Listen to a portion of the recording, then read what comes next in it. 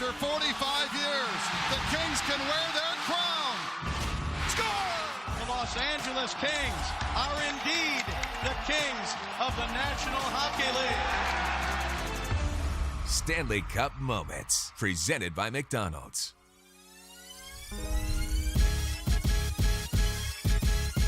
The expectations to start the season were probably a little bit different than all the Kings players were used to. They grew up together. They just finished 2 years in a row where they made the playoffs. The feeling was that they've got the right pieces to put a winning team together, and that seemed to be the same attitude around the entire National Hockey League. The Los Angeles Kings will be a contender for the Stanley Cup.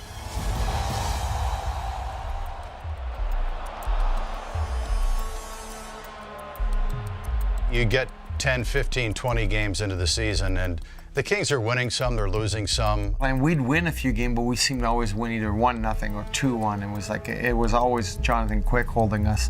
This is a little bit of Kings frustration, but it's another low-scoring game for the Kings. It's another loss. And then all of a sudden we can't score goals. And top players are trying everything. They're yelling at guys and nothing's changing. We knew that we weren't playing well. We knew that we weren't responding under the current situation.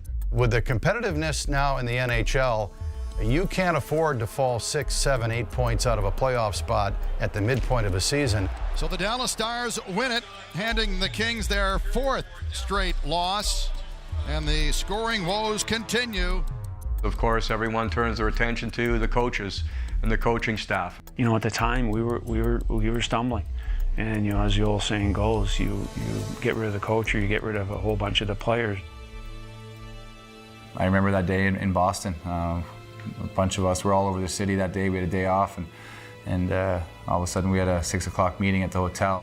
You know, I think everybody kind of put 2 and 2 together and knew what it was about.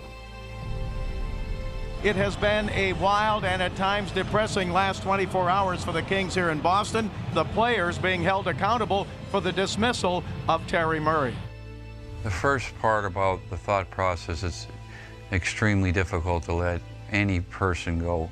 And what Terry Murray did here can never be forgotten and is a huge part of our success here. You can't fire a team. Unfortunately, the load and the pressure and the responsibilities fall on the head coach. It was a tough move for us. But again, sometimes the players, they just need a different voice. They need a different way of viewing the game. We did it to ourselves. You could have easily traded guys or sent guys down or whatnot, and you know, sometimes unfortunately the coach is the first person to go. I respect Terry a lot, and I liked him, and he was responsible for getting us where we were, and it was really hard to see that move be made. That week was probably one of the hardest weeks for this team all throughout the year. I think the first thing you feel as a player is a little guilty that your lack of performance led to someone else losing their job. Again, yesterday, Daryl Sutter was introduced as the new head coach of the Kings, the 24th coach in club history. What was the deciding factor in you taking this opportunity? I think probably 2 or 3 things. Daryl, number one, was Dean. Working with him before, having the same type of feelings about players and type of team that you need. I knew if I was going to do this, the type of coach I was looking for, the type of man I was looking for. And fortunately, not only was he available, but it was somebody that, you know, I had a very strong relationship with.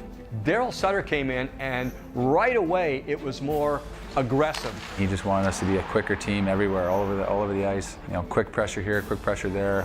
Daryl brings that intensity, and you can see it around the dressing room, and definitely before a game, and he definitely demands the best out of you. If you're not playing well, you're just not going to play. You know exactly where he stands on every issue. There's no gray. It's black or white with him, and you know exactly which direction he's going in. He's going to pull you in that direction, and if you don't want to be a part of it, then you're not going to be around for too long. Players pretty much probably know who you are and what you're about, and for the most part, even though you don't personally know the players, you know what type of players they are and what you think they're capable of doing. I think the belief system started to develop with the Kings because of the new style they were playing.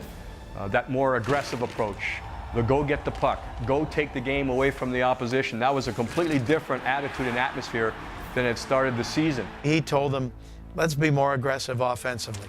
And I think That's what every player wants. Every player wants to score goals. That gave us some confidence that, all right, at least we're back on the right track.